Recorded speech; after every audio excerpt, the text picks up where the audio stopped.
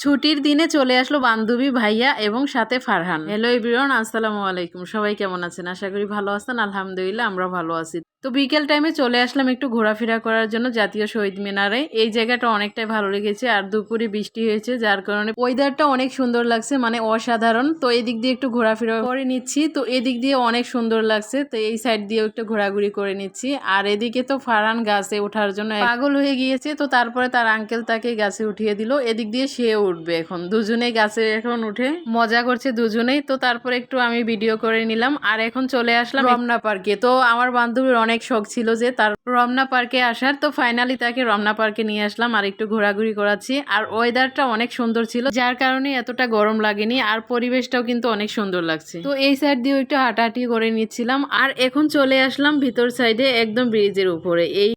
এই ব্রিজটার উপরে দাঁড়ালে একদম অনেক ভালো লাগে, কারণ নিচে একদম পানি, ছোট একটা নদী, যার কারণে আর অনেক সুন্দর লাগে। তো সবাই ভালো থাকবেন, সুস্থ থাকবেন। আজকের ভিডিওটা এই পর্যন্তই। আল্লাহ হাফেজ।